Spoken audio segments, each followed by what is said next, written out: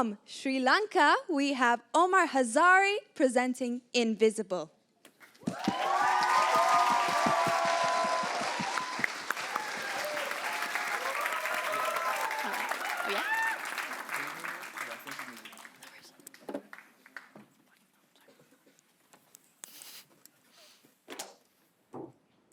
Raise your hand if you've changed a life today. Oops, not many hands. There goes my speech. Thank you. Now think about the small actions you've done today. Maybe you've helped someone. Maybe a kind word. Maybe you've wished someone good luck. What if I told you that these small actions that you've performed may not have just helped one person, but have changed many people's lives? Because the impact you leave on someone, that will be invisible, because you'll never know how far that impact will reach. Respected judges, ladies and gentlemen, today most of us think that extraordinary lies in us doing extraordinary things. We convince ourselves that for us to be extraordinary people, we need to do extraordinary acts. We need to be a famous person. We need to be inventors. We need to be those from history books. But what if we realize that we can actually do extraordinary things by being average people, by being ourselves, by sharing our light? Because today, all of us here have a spark. That spark could be an experience, it could be a talent, it could be a skill, and it can even be a pain. Let me tell you how. Imagine a 10-year-old boy. This boy, he's a quiet child, he's shy, he's never got into trouble before. But one day, a fight in his classroom erupts. He's standing by his classroom door when a bully grabs him by his hair and smashes his face into a metal chair. Out pop his front teeth, roots, nerves, and all. That boy, he's left with a scarred past. He's unable to talk, multiple surgeries, shattered confidence. That boy should have just been another statistic. But he went on to become a national sailing champion and went on to lead an anti-bullying campaign in his school for 3,000 students. Ladies and gentlemen, that boy is standing in front of you today. Thank you. People think that experience shaped me, but trust me, when you're 10 years old with a gap in your mouth, broken nose, the last thing you're thinking about is inspiration. You just get really mad. It was people that shaped me. It was school prefects who looked out for me. It was my school sailing captains who believed in me. It was my parents who told me that that moment never defined me. My parents, my school sailing captains, and everyone I knew who helped me never knew that they would be impacting 3,000 students from my school, and possibly thousands more. Yet, they still did it. Jonathan Haidt, a psychologist, calls this the moral elevation theory. This theory confirms that when we witness an action of goodness, we're not merely just witnessing it, but we're more likely to pass it on. Ladies and gentlemen, this happens in our everyday lives. Think about Black Lives Matter. Think about Greta Thunberg's Fridays for Future. Think about the Me Too movement. All of them started, all of them stemmed when someone somewhere was courageous, was caring enough to make that beginning impact that led to a lifelong chain of inspiring, influencing, and helping people. Ladies and gentlemen, the next time you ask yourself something, don't ask yourself, is my flame enough? Ask yourself, can I light up somebody else's world? Because that impact that we have, that is invisible. We'll never know how far it reaches. Because something we do today might light up someone's world, might light up someone's future years from now. And we'll never know who it is, because that remains invisible. Before I walk off this stage today, can I please have everyone give a big round of applause for our 45 members who participated yesterday and today.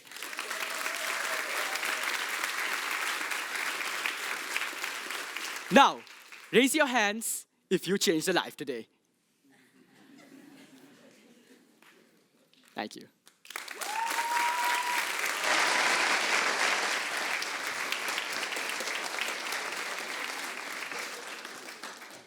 Now, Omar, your speech may have been called invisible, but I think I speak for everyone in this room when we say your passion for public speaking is more than visible. Well Thank you done. very much. Big compliment.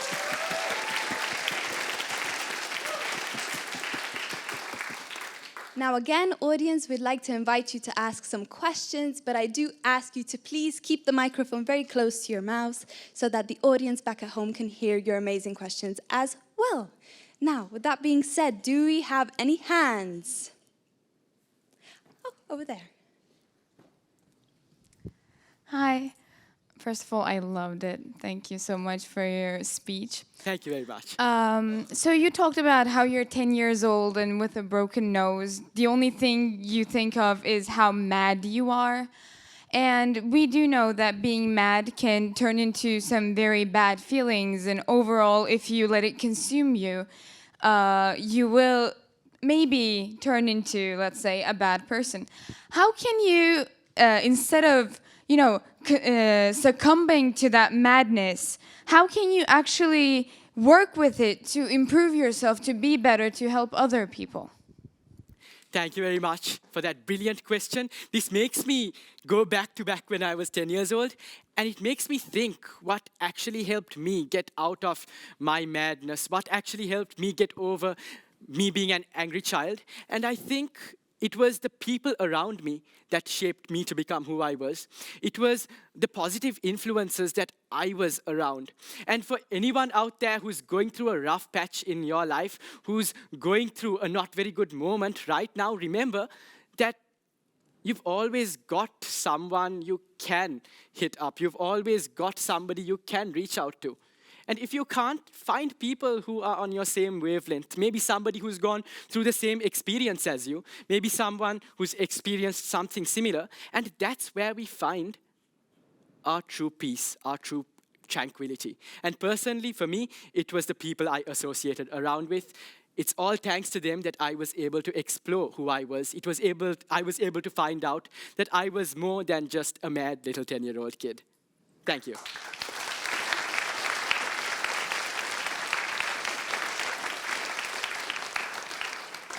We have 2 questions here on this row, but we'll go first to the lady over here, please. No. Oh, Over there.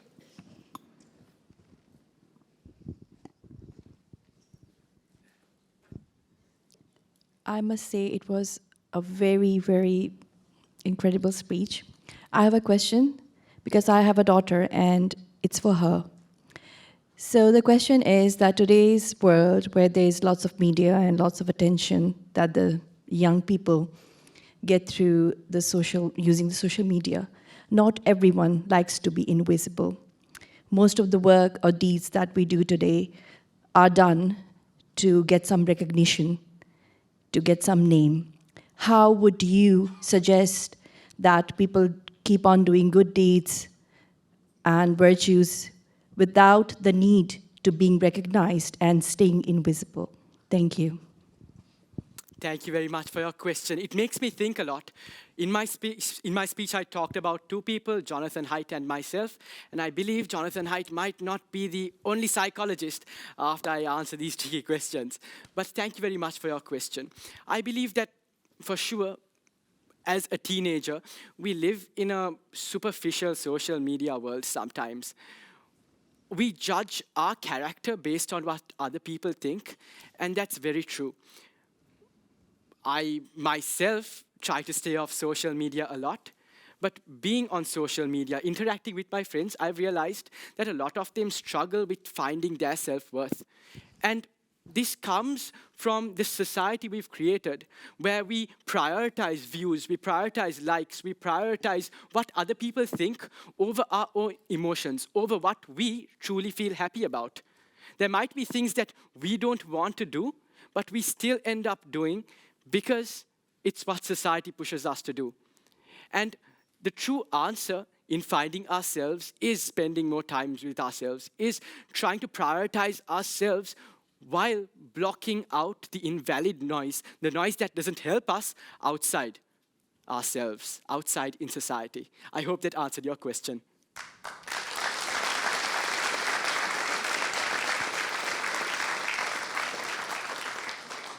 And now to the lady over there, please, right in the middle, please.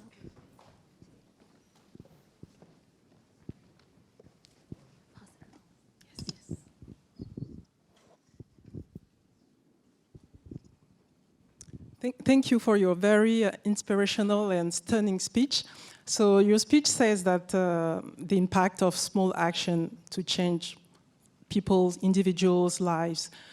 Do you think that applies to climate change, that small action can solve climate change issue we are addressing right now? For sure, ma'am. Thank you very much. If we actually look at climate change, we see a lot of examples every day. For instance, in my country, we've got an activist who promotes whales, endangered whale species.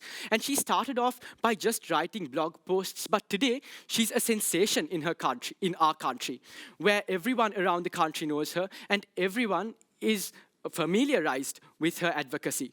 Similarly, even if we look at Greta Thunberg, she started off small, but today has a global reach, a global impact. So when it comes to climate change, I believe that it comes from the small actions we do, the small invisible actions that we partake in. We don't know where that will end.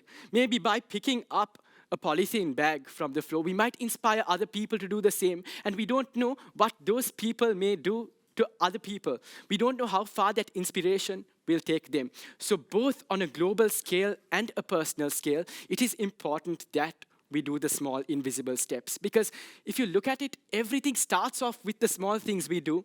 Everything we need to do, everything that becomes big, everything that grows starts off at its grassroots. So no matter where you are in life, if I had to leave you with something today, remember, no matter where you are, no matter what you're doing, start off with what you have. Start off with what you can do.